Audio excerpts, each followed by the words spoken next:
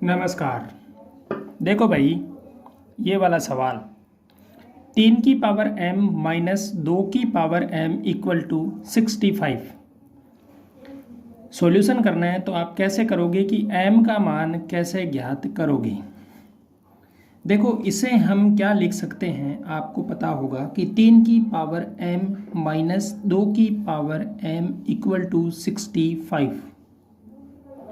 मैं इसे अगर किसी पावर की बात करूं तो मैं यहाँ पर अगर a की पावर में m हो और इसकी पावर n हो तो आप इसे क्या लिख सकते हो, a की पावर में mn लिख सकते हैं।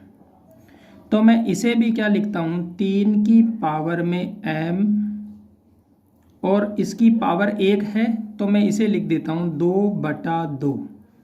सेम चीज़ है क्योंकि 2 से 2 कट जाएगा, पावर 1 है। माइनस 2 की पावर में m पहले से है, इसमें भी मैं लिख देता हूँ 2/2। आगे 65 एज इट इज। अब आगे सॉल्यूशन देखो।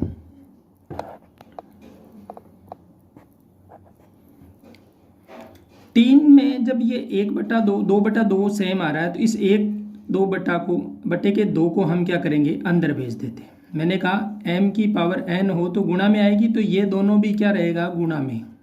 तो इसे लिख सकते हैं हम 3 की पावर m/2 की होल पावर 2 माइनस 2 की पावर m/2 और इसकी पावर भी 2। 1 2 को अंदर भेज दिया है, इक्वल टू 65।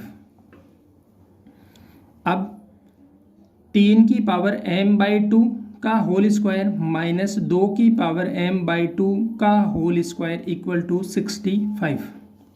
अब हम मानते हैं लेट्स 3 की power m/2 equal to x और 2 की power m/2 equal to y।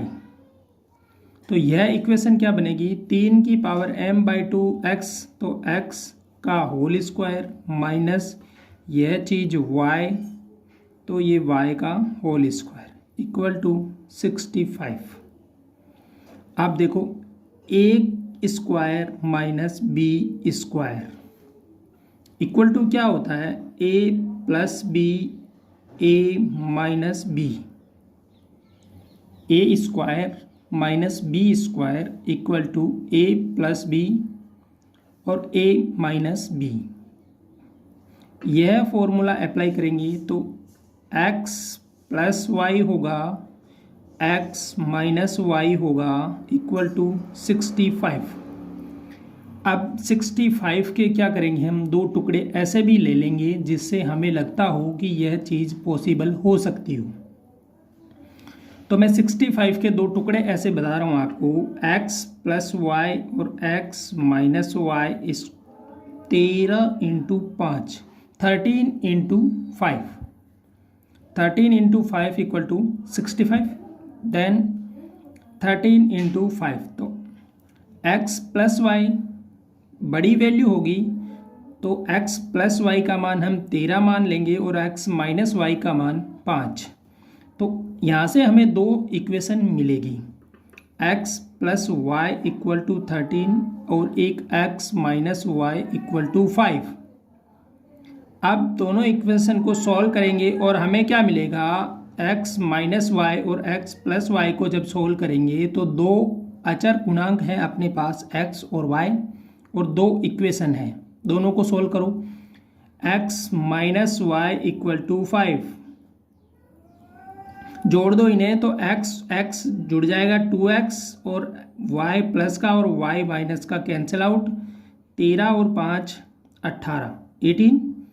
x की वैल्यू क्या मिली, 9। जब x की वैल्यू 9 मिली तो पहली इक्वेशन में हम मान रख देंगे x plus y equal to 13, x की value 9 plus y equal to 13, y की वैल्यू मिल रही है 13 माइनस 5 13 माइनस 9 इक्वल टू 4।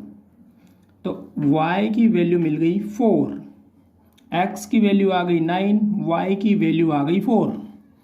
अब देखो हमने क्या माना, 2 3m/2 equal to x. X की वैल्यू है 9। 9 को हम क्या लिखेंगे, 3 की पावर 2। आधार समान हो कैसे, a की पावर अगर n हो और इक्वल टू में दे रखा हो a की पावर m, तो n इक्वल टू m होता है। यह रूल है। तो यहाँ से 3m/2 इक्वल टू 3 की पावर 2। तो m/2 equal to 2, m equal to 4। तो m की वैल्यू मिल गई 4।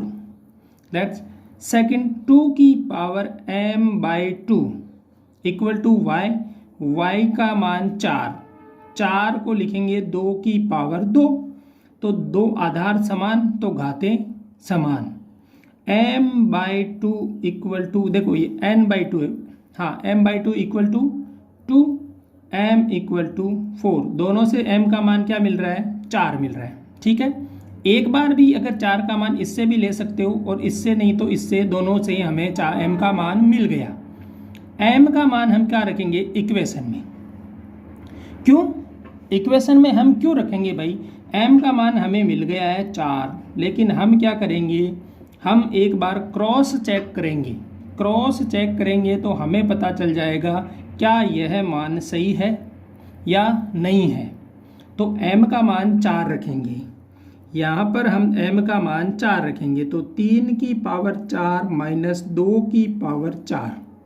3 की पावर 4, 3 3 9, 3 को 3 से करेंगे तो 9, 9 को 3 से करेंगे तो 27, और 27 को 3 से गुणा करेंगे तो 81। तो यह मिलेगा अपने को 81, 81 माइनस 2 की पावर 4, 2 दूनी 4 दूनी 8 दूनी 16, तो 81 माइनस 16। तो 81 में 16 माइनस करोगे तो आपको क्या मिल रहा है, 65। देन m की वैल्यू 4 है, वो क्या है, राइट आंसर है। तो m का मान क्या मिला हमें, 4 मिल गया। ठीक है।